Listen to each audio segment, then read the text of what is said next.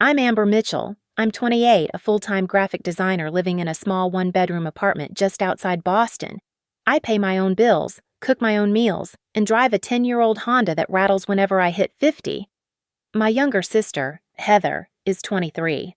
She still lives at home, takes part-time classes at a community college, and somehow always ends up being the center of every conversation, every family photo, every gesture of love from our parents. Growing up, the favoritism wasn't loud, it whispered in small things. When I brought home straight A's, Mom would nod and say, "Amber, you're so responsible." But when Heather got a B+, Dad would take us all out for ice cream. Why does she always get praised for the bare minimum, I once asked quietly at 16? Mom smiled, brushing my hair from my face. Because she needs more encouragement. Honey, you've always been the strong one. I never knew that being strong would mean being invisible. Last Christmas, I sat cross-legged on the floor of my parents' living room, the scent of pine and cinnamon heavy in the air. The tree glowed with warm white lights, and wrapping paper was scattered like confetti around the room. Heather, dressed in a red cashmere sweater and perfectly curled hair, squealed as Dad handed her a small silver box. She opened it slowly, dramatically, and gasped. "No way," she cried, pulling out a car key. "A new Lexus," Mom said proudly. "It's parked out front." Heather leapt up and hugged them both, tears in her eyes. The whole room clapped. Then Dad turned to me and handed over a soft package. I unwrapped it slowly. Inside a pair of fuzzy socks, a coffee shop gift card, and a wool hat. "Practical," Mom said, nodding. "Thanks," I said quietly, forcing a smile. Inside, I was screaming. That was the moment I realized I could disappear, and no one would notice. That night, after all the gifts had been opened and everyone had gone to bed, I lay awake in my childhood room, surrounded by posters from my teenage years and the faint hum of the old radiator. Outside the window, snowflakes danced beneath the porch light. I stared at the ceiling, heart heavy, the scratchy wool hat still sitting on my nightstand. "What more do I need to do to be seen?" I whispered into the dark. "Is love something you only earn when you ask for it out loud? Could I ever change how they see me, or was I forever the independent one, the reliable daughter who didn't need anything, and therefore didn't get anything? And if they never changed, could I? This isn't just a story about gifts or holidays. It's about how deeply favoritism can root itself inside a family and what it takes to break free from that pattern. If you've ever felt like the invisible sibling, share your experience in the comments. I'd love to hear your story. Take 15 minutes to hear this story, if it resonates. Comment 1. If not, comment 2. And don't forget to share your thoughts below.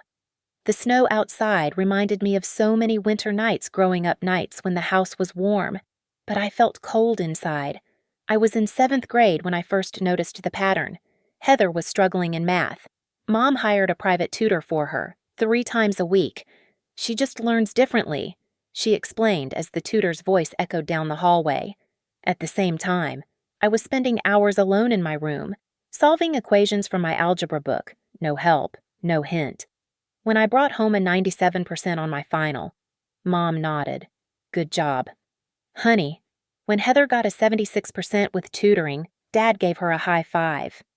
"That's improvement." It didn't stop there. She had a new iPad for digital art. I shared our old family laptop that crashed every other day. She took ballet, photography, piano. I took on babysitting jobs to afford my own prom dress. "You've always been so mature. Amber," Dad used to say. "It's a blessing." I used to believe him. Now it feels like an excuse. I still remember that spring senior year. Prom season. Heather had already picked out her dream dress, floor-length satin, pale pink. $600 price tag. Mom swiped her card without blinking. "Every girl deserves to feel like a princess." She smiled. I didn't even ask. Instead, I signed up to babysit for 3 different families in our neighborhood, Monday and Wednesday evenings and full-day Saturdays. One family had twin toddlers who never napped at the same time. Another had a dog that barked every 5 minutes. I came home exhausted, clothes smelling like apple juice and crayon wax. But I was determined. After 6 weeks, I finally had enough. I found a dress online clearance section. $89, navy blue, simple. But it was mine. The night I tried it on. I twirled in front of the mirror, whispering to myself, "You earned this, Amber." And yet, no one asked how I got it, because strong girls aren't supposed to need help. Wright College was a whole new battlefield, and I fought it alone. I got into a decent state university with a partial scholarship, the rest loans, side gigs, and a lot of praying the Wi-Fi wouldn't cut out during finals. Meanwhile, Heather enrolled in a private art school. Tuition $40,000 a year. "Don't worry, sweetheart," I heard Mom say one night as she typed in her credit card info. "We'll figure it out. Your dreams matter." I listened from the hallway, a plate of instant noodles in my hand, fresh off a double shift at the campus cafe. I worked weekends, missed parties, skipped spring break all to keep the lights on. Graduation day came. I walked the stage alone, no banner, no bouquet, just me and $68,000 in student debt. Heather. She had a custom cap, professional photos, and a congratulatory brunch waiting at home. We both wore gowns that day, but only one of us got to feel celebrated. Let me tell you what my parents always said to justify the way they treated us differently. At first, it sounded reasonable, but the more I lived through it, the more it broke my heart. Amber's always been the independent one. That's what they'd say, every time I dared to bring up the difference. She never asks for anything. Heather, on the other hand, needs more support. She's sensitive. It sounded logical, almost noble on the surface. But what they called independence was just necessity. I learned to do things alone because I had no other choice. I didn't want to skip field trips or buy clearance shoes. I had to. They saw Heather's tears and jumped in to rescue her. They saw my silence and mistook it for strength. The irony, I cried too, just not loud enough for anyone to hear. I remember once asking Mom, if I needed help but didn't say it, would you notice? She paused, smiled gently. "Honey, you're so capable. I just assumed you didn't need anything." And that's the trap. Isn't it the more capable you appear, the less love people think you need? It's funny, isn't it? You grow up being told how independent you are, and suddenly, independence looks a lot like driving a 10-year-old Honda with a missing hubcap and a check engine light that's been on since August. Every morning, I slide into that driver's seat, coffee in one hand, prayer in the other. "Please start today," I whisper. "Just get me through this week. The heater barely works. The stereo crackles like static on an old radio. The air freshener dangling from the rearview mirror is 2 months expired, but I keep it because, I don't know, it makes the car feel less tired than I do. My rent eats up half my paycheck. The rest goes to groceries, utilities, and the mountain of student debt I pretend doesn't exist most days. I don't complain. I show up, I deliver, I survive. But some nights, sitting in traffic after another long day, I wonder, is this what being the strong one was supposed to look like? Sometimes, I imagine a version of my life where I'm not just the dependable one, but the one they brag about, the one they fuss over. Even just a little. I picture walking through the front door and hearing Dad say, "Amber's here with that same warmth he saves for Heather." I imagine Mom asking about my work not as an afterthought, but because she's genuinely curious. Just once. I'd love for them to notice the bags under my eyes, the cracks in my voice, the way I always show up even when I'm falling apart. Just once. I'd love for someone to say, "I know you're tired. Let us carry you for a change." But they don't see it. Or maybe they choose not to. Because if you're the strong one, they assume you don't break. But I do. I just do it quietly. And in the quiet, that hope still lives fragile but real.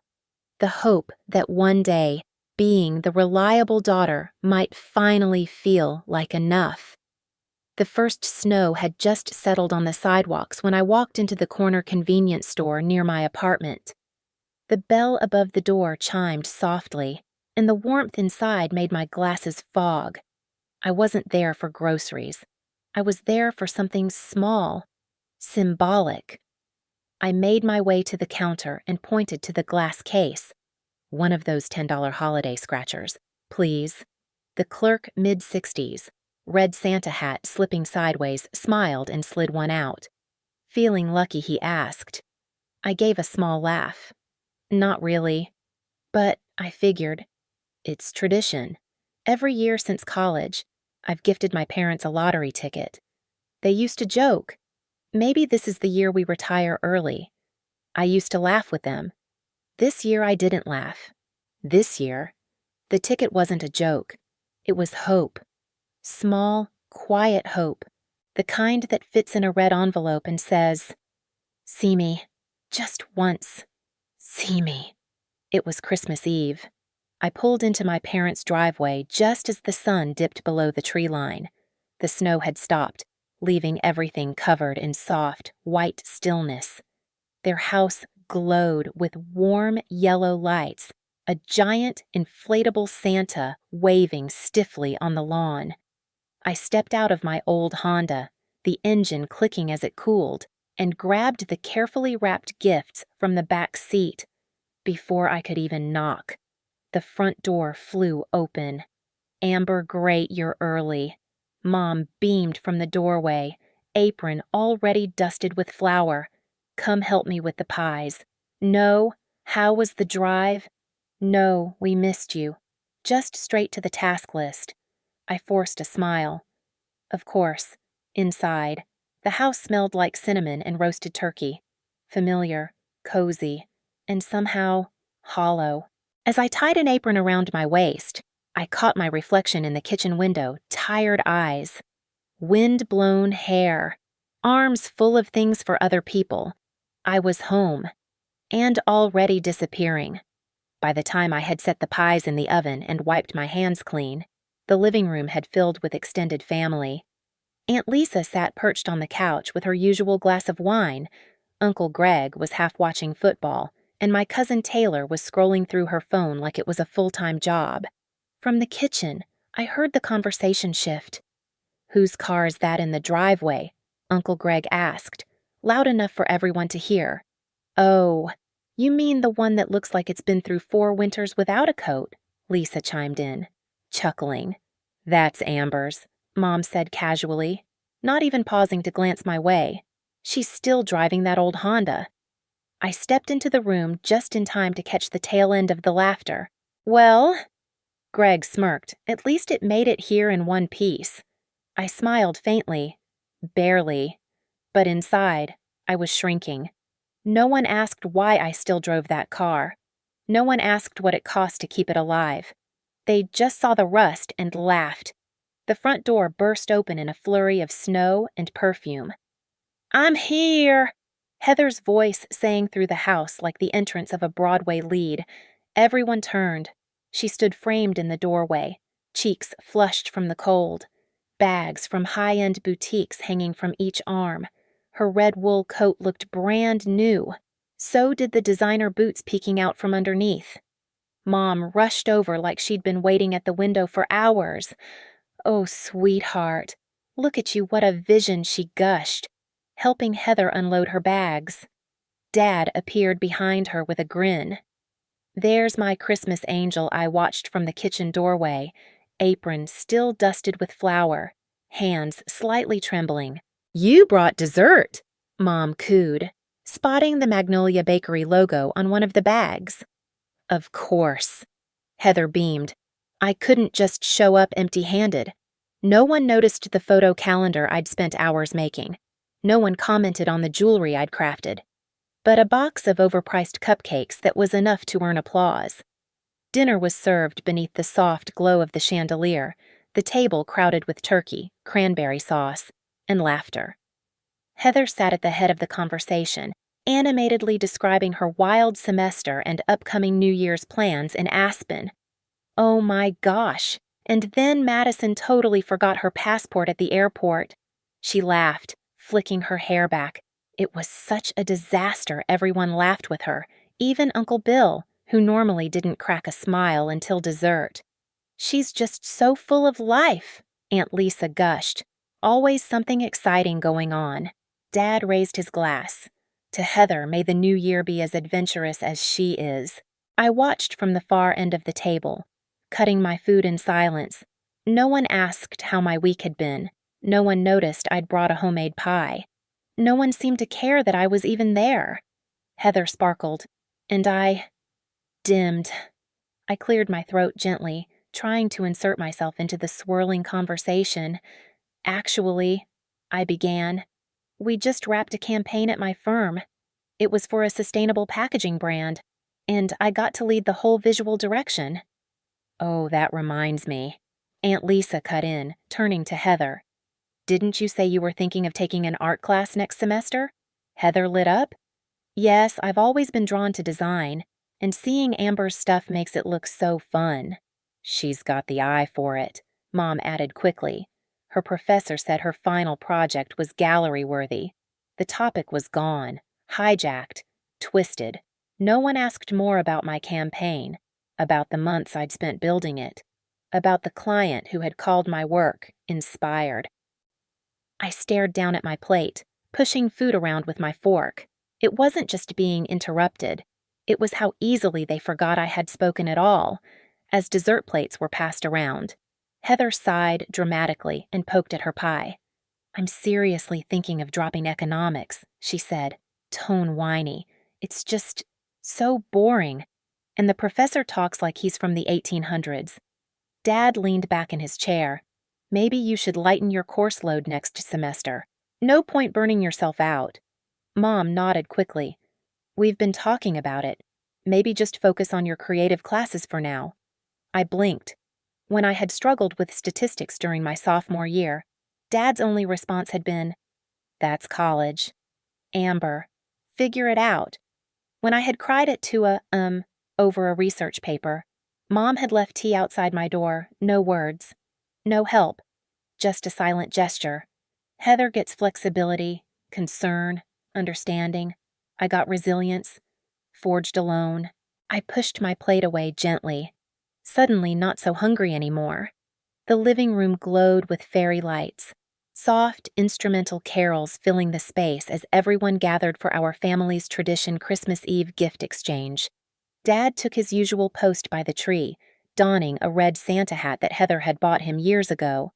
All right, youngest to oldest, he announced cheerfully, sorting through the neatly stacked gifts. My pulse quickened as I spotted the small packages I had wrapped, each one tailored to the recipient, each one chosen with thought and care. When it was time for my gifts to be opened, I held my breath. Cousin Emma unwrapped the bracelet I had made. Cool, she said, distracted, already turning back to her phone. Heather opened the necklace I'd crafted. Oh, thanks, she mumbled before setting it aside and reaching for a box from Mom. My parents opened their handmade calendar. Oh, this is sweet, Mom said absently. We'll look through it later. Honey. And just like that, the moment passed. The room moved on, and I stayed behind. Dad crouched behind the tree, pretending to fumble. Looks like Santa left one more gift, laughter echoed. He emerged holding a small silver box tied with a satin ribbon. For Heather, he declared, handing it over with a wink. Heather gasped. Oh my gosh, she whispered, lifting the lid. Inside, nestled on a velvet cushion, was a car key. The room fell silent. No way, she breathed. No freaking way. Mom wiped away happy tears. It's outside, sweetheart. Merry Christmas. Everyone rushed to the door like kids. I stood frozen on the rug, my breath shallow. Through the window, the snowfall sparkled around a brand new Lexus NX in gleaming pearl white, a massive red bow atop the roof. Heather screamed, bolting into the snow barefoot, her laughter cutting through the cold air. I stayed inside, alone, holding my half-drunk glass of cider, watching the celebration unfold without me. Socks for me, a luxury SUV for her. I didn't follow them outside. Instead, I stepped back from the doorway, the cheering fading behind me, replaced by a ringing silence that filled my ears. Each step through the hallway felt heavier than the last. I passed the family photos on the wall, smiling faces, vacations, memories. All of them now felt like lies. In the upstairs bathroom, I turned the lock with trembling fingers and sat on the edge of the tub. I didn't cry at first. I stared at my reflection in the mirror, my carefully done makeup, my best holiday sweater, my eyes wide with disbelief.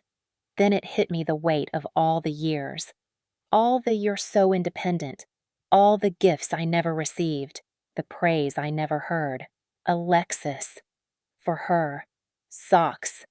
For me. Tears burst forth, hot and unstoppable, running down my cheeks like water from a broken faucet. I curled up, pressing my forehead against my knees, muffling my sobs in my sleeves. Nobody noticed I was gone. Nobody came looking. Christmas morning arrived bright and frigid. Sunlight spilled through the frosted windows, painting soft gold across the kitchen table. I sat at the end, nursing a lukewarm cup of coffee, barely able to taste it. Heather danced into the kitchen in fuzzy slippers and a reindeer onesie. "Ugh! I barely slept," she said with a wide grin. I kept waking up to peek at the car just to make sure it wasn't a dream. Dad chuckled from behind his newspaper. "You'll have to get used to it. That Lexus is all yours now." Heather twirled dramatically. "I'm naming her Luna, and I already planned a road trip with Kylie and Madison next weekend to New York." Baby Mom beamed, sliding a plate of pancakes in front of her. "You'll be the safest one on the road with that lane assist system." I forced a smile, gripping my mug tighter. They were talking like this was normal, like last night never happened. Heather poured herself a mimosa, tossing a slice of orange into her glass like it was a spa day. "And get this," she said between sips, "it even has heated seats. No more freezing my butt off in winter." Dad chuckled. "That's why we picked that model safety." "Comfort. All the bells and whistles," Mom added. "We're covering the insurance too, of course. No way you could afford that premium right now." "Honey," my head turned slowly, heart thudding. What? I looked at my coffee, trying to swallow the bitterness rising in my throat. They hadn't offered me a dime when my car broke down last month. No offers of help, no questions asked, but Heather. She got a car, and they'd pay every extra cent just to make sure she didn't have to worry. I cleared my throat. "You're covering her insurance, too." Mom paused, realizing too late what she'd let slip. "Well, yes. Just until she finishes school." Heather shrugged. Not even embarrassed. "It's not a big deal. Insurance is crazy expensive." I set my mug down quietly, but with purpose. "So, just to be clear," I said, my voice calm but razor sharp, "Heather got a brand new Lexus, and you're also covering her insurance." Meanwhile, I got socks. The clatter of silverware stopped. Dad slowly folded his newspaper. Mom opened her mouth, then closed it. Heather blinked, caught in the silence. "Amber," Mom began, her tone defensive. "You know we appreciate you. We just figured you didn't need anything." I cut in. "Because I'm independent." Dad cleared his throat. "It's not about that. Your sister needed help, because she's still figuring things out." I finished for him. My voice was steady, but my hands trembled beneath the table. "Do you even hear yourselves?" I continued, eyes locked on them.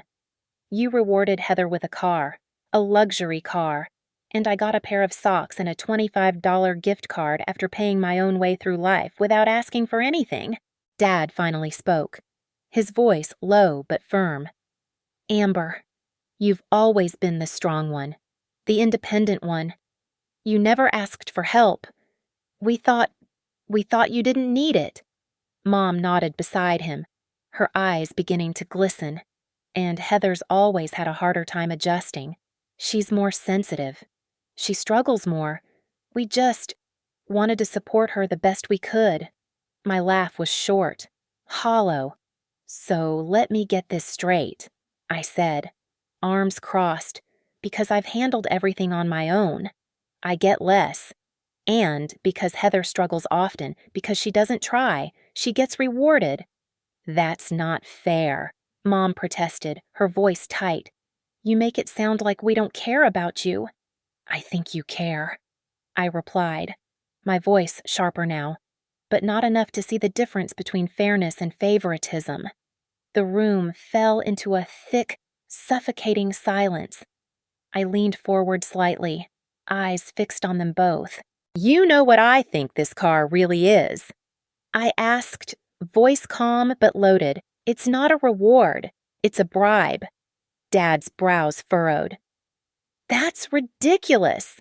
"Is it?" I replied coolly, "because I happen to know Heather failed 2 classes last semester. Again. And you didn't talk to her about discipline or accountability. You bought her a Lexus." Heather's eyes widened. "Amber, that's private, but true," I said, not looking at her. "And the truth is, every time Heather stumbles, you try to cover it with gifts instead of consequences. The car wasn't a gesture of love. It was an attempt to keep her motivated, to stop her from giving up again." The room froze. Mom's face went pale. Dad looked down at his lap. No one denied it. I stood up from the table, chest heaving. "For once," I said, voice trembling. "Just once I wish you'd looked at me the way you look at Heather." Mom opened her mouth, but I raised a hand. Don't tell me you love us equally." "Love isn't just words. It's time, attention, fairness. And I've spent my entire life watching her get all of it while I got silence, and you're so independent." I turned toward the window. Snow was falling again outside, quiet and steady, in stark contrast to the storm inside me. "You know what hurts the most," I whispered. "It's not the car, or the gifts. It's realizing that you never saw me." "Not really." Dad reached out across the table, but I stepped back.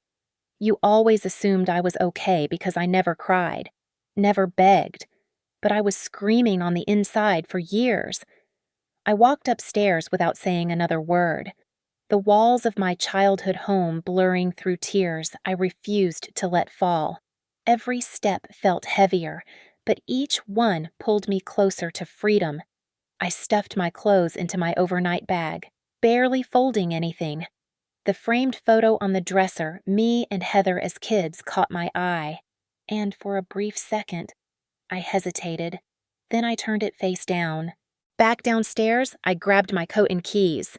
"I'm heading home," I said flatly. "Amber, please," Mom said, rushing toward me. "It's Christmas morning." "Exactly," I said, eyes sharp. "And I won't spend it pretending everything is fine." Dad stood by the kitchen doorway, arms crossed. "You're being dramatic." "No," I replied, opening the front door. "I'm being done." The cold air hit my face like a wake-up call. For the first time in years, I felt alive. I slid into the driver's seat, jamming the key into the ignition with more force than necessary. Click, nothing. I tried again. Click, still nothing. No, not now, I muttered, hitting the steering wheel with the heel of my palm. My breath fogged the window. I closed my eyes, trying to will the car to cooperate. But the third try gave me only a dull whine and silence. A knock on the driver's side window startled me. Dad! I rolled the window down manually. Of course, the automatic system had died months ago. Car trouble, he asked, glancing under the hood without waiting for permission. I opened the hood silently. He fiddled for a few seconds, then straightened up with a frown. Dead battery. Possibly the starter. 2. Of course. You really should take better care of this thing. Amber, and that was it. I exhaled sharply. Really, Dad, I've put every spare dollar I have into keeping this car alive while also paying rent. Utilities, student loans. You know what Heather pays nothing. You bought her a Lexus. And I get blamed for not maintaining a decade-old Civic.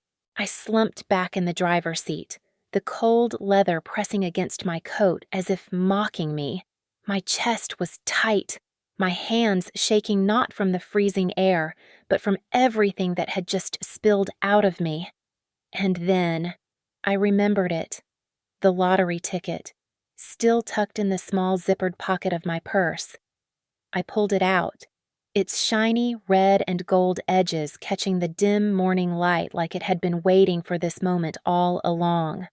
A bitter laugh escaped my lips. Merry freaking Christmas, I whispered to myself as I scratched at the silver panels with my car key, more out of frustration than hope. One snowflake, another, then a third. Pause. My hand froze. Row 2 bells. 1, 2, 3. I blinked. My breath caught. The world around me went eerily still. No way. I looked down again. Snowflakes, bells, matching rows. The small print at the bottom, 3 symbols, $50,000. What the eye murmured. Suddenly, everything looked different. Not perfect. Not fixed. But possible. Before I could fully process what had just happened, the front door creaked open behind me. Amber, Mom's voice was cautious. Is everything okay? I turned slowly, still holding the ticket in my trembling fingers. I just won, I said quietly. $50,000. A beat of silence, then chaos. Oh my God, Mom gasped, rushing toward me. That's incredible. Show me the ticket. Dad appeared next, his eyes lighting up as if someone had handed him a golden ticket to redemption. 50 grand. Wow. That's life-changing. Heather popped her head out the door, still clutching her latte from earlier. Wait, what? Amber won what? The lottery, I said flatly, stepping back as they closed in. I was going to give it to you guys. But then everything happened. Dad chuckled nervously. Well, honey, maybe it's a good thing you scratched it yourself. We should talk about what to do with it, Mom added quickly. Manage it wisely, invest. Save, maybe pay off some debts together. Yeah, Heather chimed in. I mean, you probably need help figuring that out, right? I stared at them, this sudden wall of interest that had appeared only after money entered the conversation. Just 20 minutes ago, I was invisible. Now, I was a financial opportunity.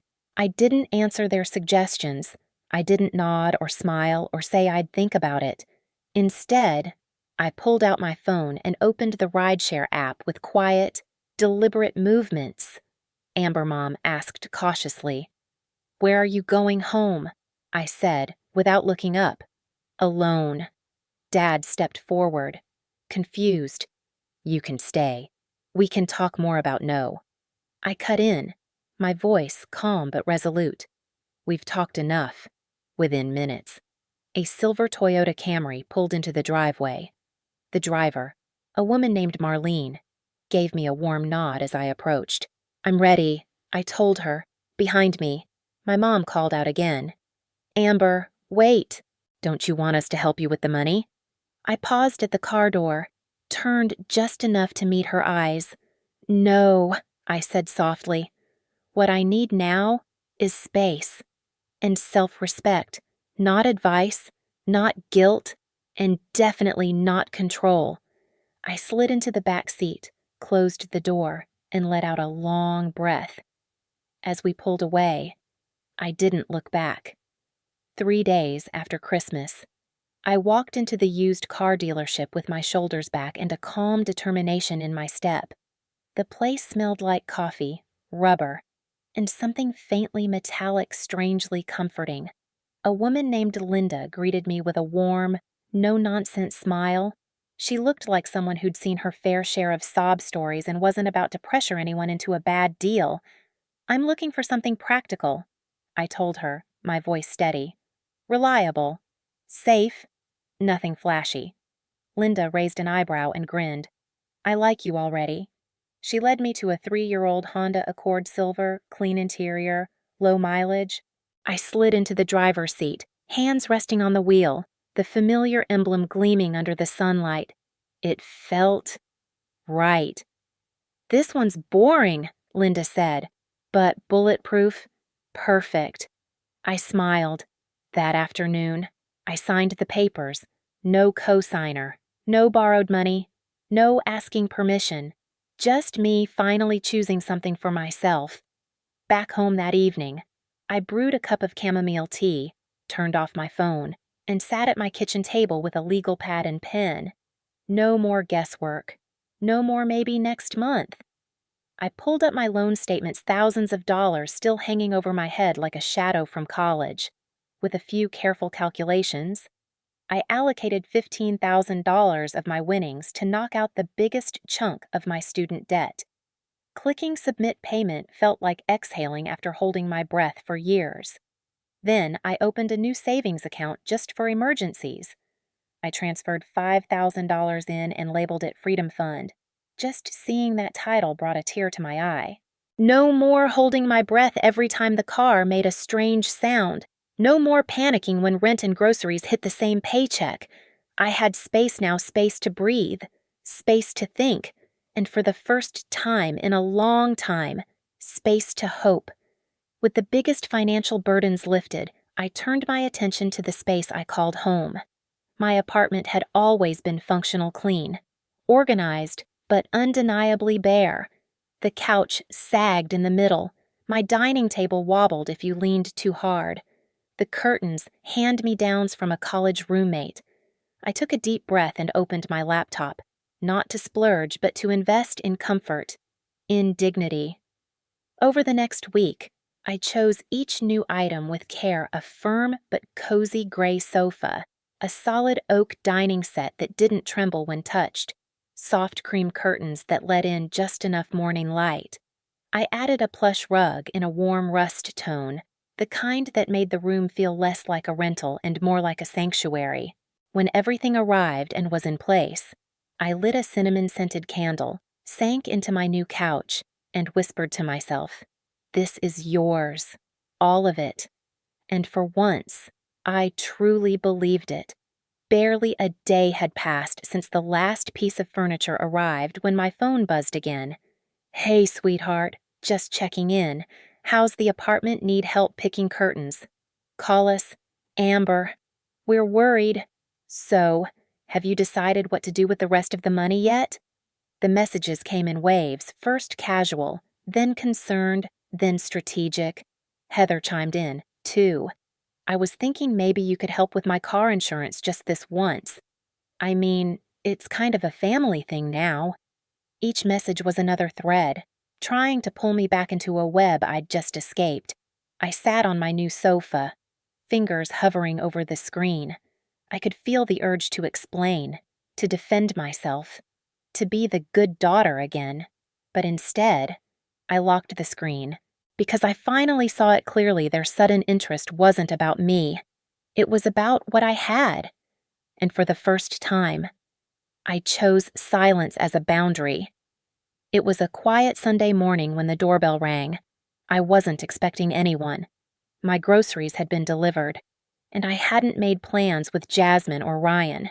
I peeked through the peephole and froze.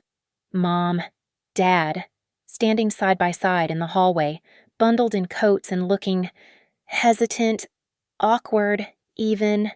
I took a slow breath and opened the door. Amber, Mom, greeted me, her voice slightly too bright, clutching her purse like it might anchor her. "Can we come in?" We were just in the neighborhood. That was a lie, we both knew it. But I stepped aside anyway. As they entered my apartment, I could feel their eyes scanning everything: the new couch, the clean white curtains, the hardwood floors that no longer creaked from age and neglect. Mom touched the edge of my dining table. "This is very nice, very grown up." Dad nodded slowly, his hands still in his pockets. "You've made a real home here." I didn't respond. I just poured 2 cups of coffee and gestured for them to sit. Their silence was louder than words. They were here because something had changed, and for the first time, they were seeing it with their own eyes. They sipped their coffee in silence.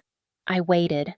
Mom's eyes darted around the room, pausing on the upgraded rug, the fresh flowers on the windowsill, the sleek laptop on the desk. Dad cleared his throat. "So, have you done anything exciting lately?" he asked, almost casually. I smiled politely. "Just trying to live responsibly. You know, making smart decisions."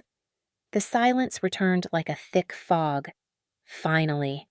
Mom set her cup down and folded her hands tightly in her lap. "Amber, we know you won the lottery," she said quietly. I didn't blink. I just nodded. "It's not a fortune," I replied, voice calm, "but it's enough to build some security." Dad leaned forward, his elbows on his knees. "We've been thinking. Maybe we could help you manage it, make sure it's invested wisely." There it was, the real reason they came: not to reconnect, not to apologize, not to understand. Money. I raised an eyebrow. "You mean, help me manage my money?" Mom winced, but didn't deny it. "We're just worried people might take advantage of you, and you've always been so independent. Maybe too much so." I stood up slowly, gathering their empty cups. "I've managed my rent, loans, bills, and my emotions just fine for years. I think I can handle this too." I carried the cups to the sink, letting the silence thicken behind me like fog over still water. When I turned back, they were both watching me, hopeful, cautious, calculating. "I'm not sharing the money," I said, steady and clear. Mom flinched slightly. Dad shifted in his seat. "It's not about being selfish," I continued. "It's about survival. This money, this small chance I got, came after years of being told I didn't need help because I was strong. Well, strong doesn't mean limitless, and I'm finally choosing myself." "But Amber," Mom said, reaching for my hand, "we're family." I gently pulled away. "I know," I said softly. "And that's why I can forgive. But forgiving doesn't mean enabling, and it definitely doesn't mean funding." Their faces stiffened. Disappointment crept in where entitlement had just lived. I didn't raise my voice. I didn't cry. But for the first time, I meant every word, and they knew it. "I'm not shutting you out," I said, finally breaking the silence. Mom looked up, hopeful. "But I am drawing a line." Their eyes flickered. "I want a relationship," I continued, "but only if it's built on respect, not guilt, not convenience, and definitely not conditional love." Dad rubbed the back of his neck. "We didn't mean to make you feel like you weren't important."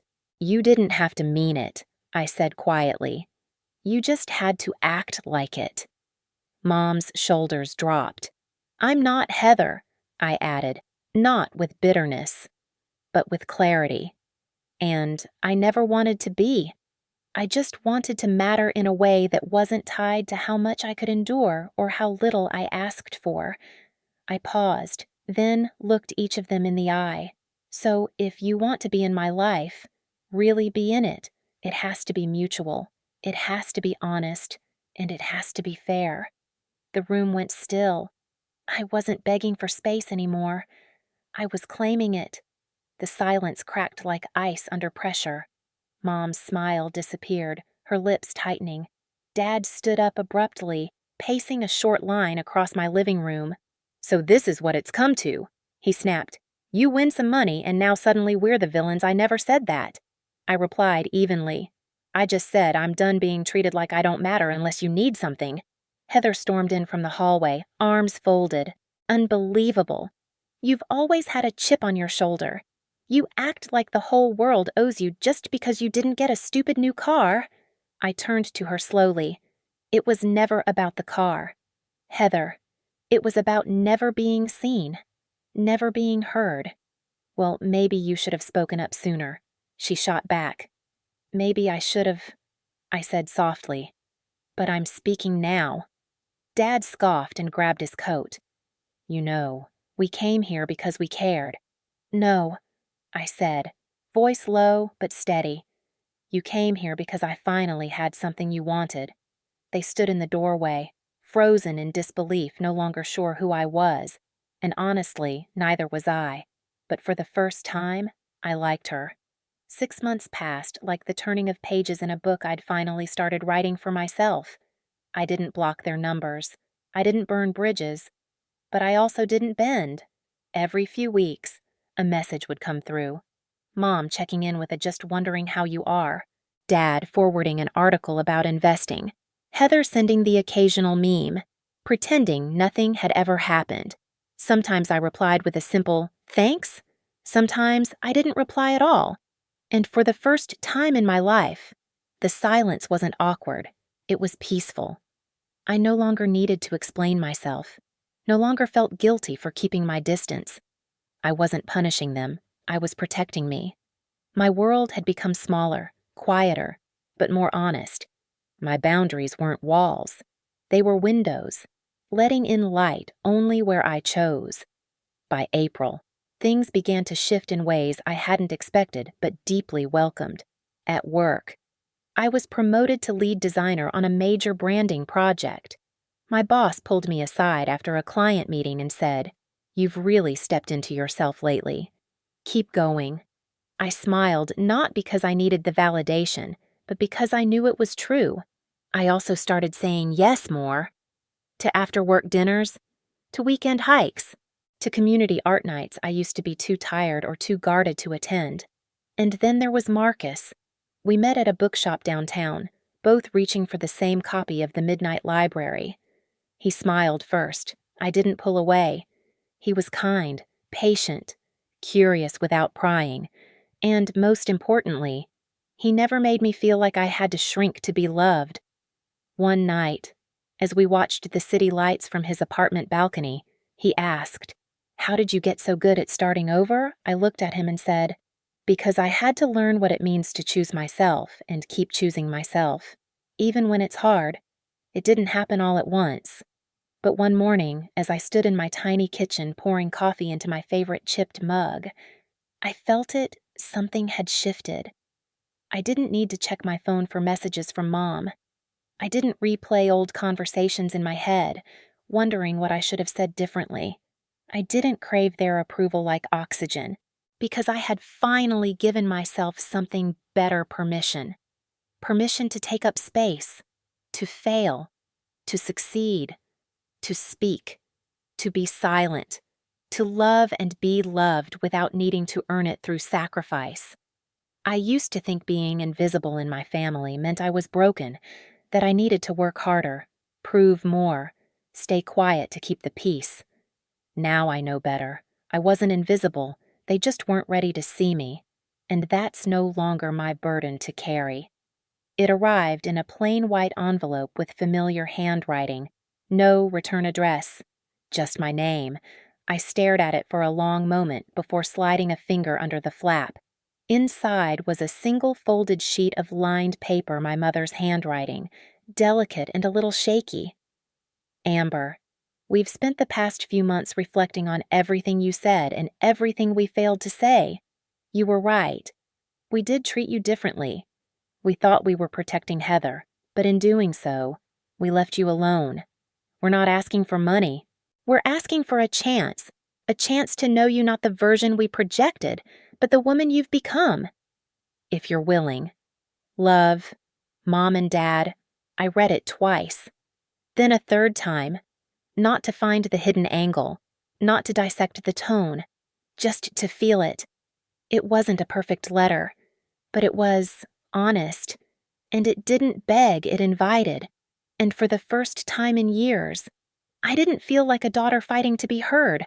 I felt like a daughter being offered a seat at the table.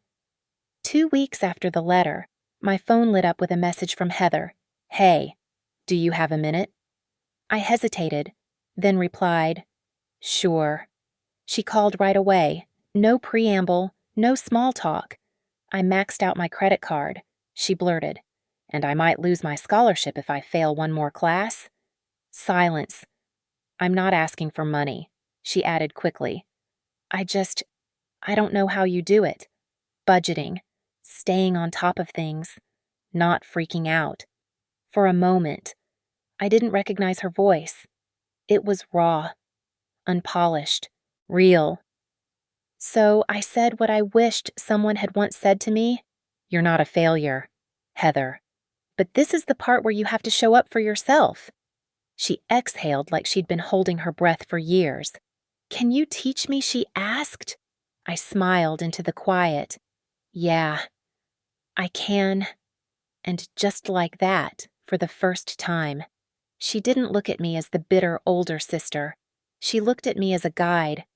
The cafe was quiet, tucked between a bookstore and a laundromat neutral ground. I arrived 10 minutes early, not because I was nervous, but because I was ready.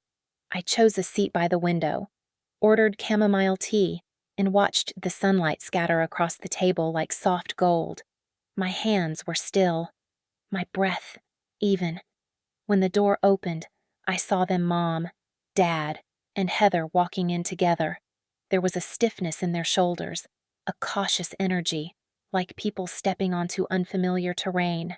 I stood up and smiled, not forced, not polite, just real. "Hey," I greeted them, voice calm.